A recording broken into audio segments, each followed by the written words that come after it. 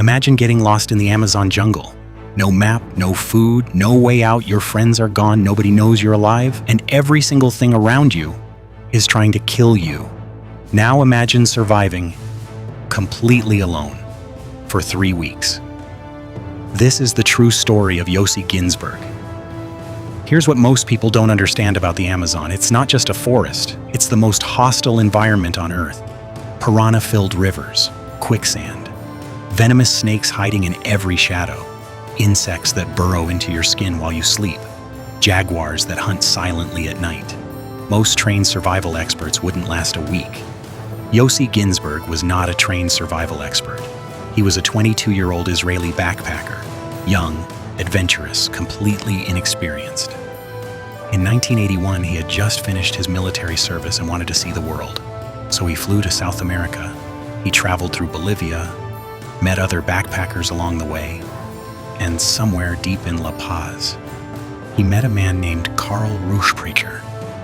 Karl was Austrian, confident, experienced, charming. He told Yossi stories of a hidden indigenous tribe deep in the Bolivian Amazon, a tribe sitting on gold deposits that no outsider had ever found.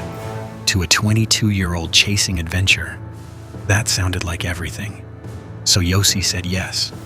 4 men entered the jungle together.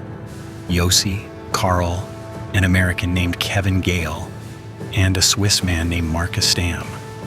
They had supplies, they had a guide, they had a plan. But the Amazon doesn't care about your plan. It only cares how long you can last. Within days, the jungle began breaking them. Marcus developed a severe foot infection. Every step was agony. He was slowing the group down. Tensions rose. Arguments started. Trust began cracking. After weeks of struggling deeper into the jungle, the group made a decision that would change everything. They would split up. Karl and Marcus would trek out on foot. Yossi and Kevin would build a raft and navigate the Tuichi River downstream. It seemed logical. It seemed safe. It was neither. Because on the river, Yossi and Kevin hit a waterfall nobody had warned them about. The raft was destroyed instantly. Kevin managed to swim to shore. Yossi was swept away by the current. When he finally clawed his way onto the riverbank, Kevin was nowhere to be seen. He was alone, deep in the Amazon jungle. No raft, no supplies, no map, no idea which direction was out, and the jungle was closing in around him. The first days were the hardest. Yossi had almost nothing. A backpack with a few basic items, a lighter that barely worked, some matches, a small amount of food that ran out fast.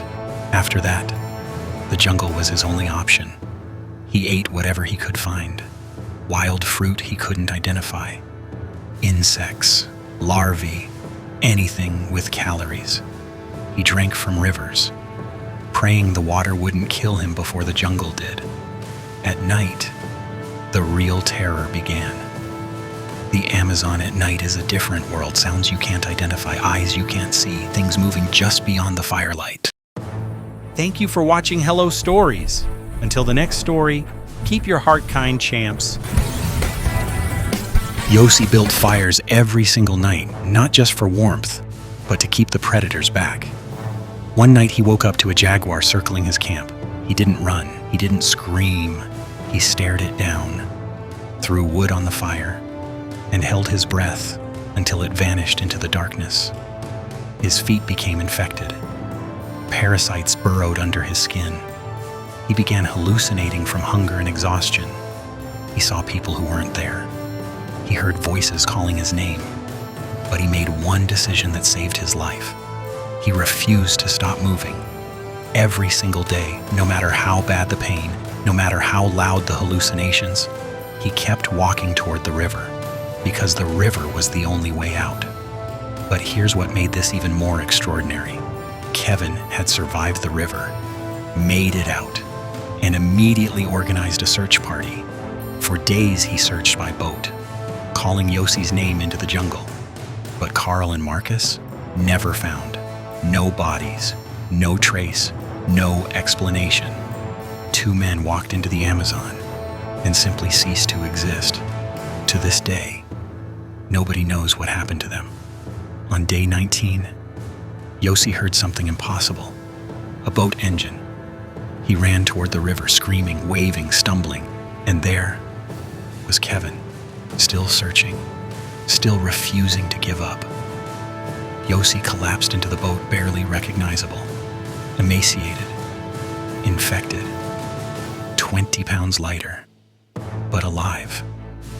Doctors said another day alone, and he wouldn't have made it. Yossi went into the Amazon chasing gold. He came out with something far more valuable. He wrote a book. It became a film starring Daniel Radcliffe. He dedicated his life to protecting the jungle that almost killed him. Because the jungle didn't break him, it showed him how strong he already was. No training, no experience, no reason to survive. Except one. He refused to stop. So the next time life puts you somewhere dark, somewhere you can't see the way out, remember a 22-year-old kid alone in the Amazon who just kept walking and made it home. Thank you for watching. If this video didn't waste your valuable time or added any value to your life, even just a little, please consider subscribing to Hello Stories. Until next time, goodbye, warriors.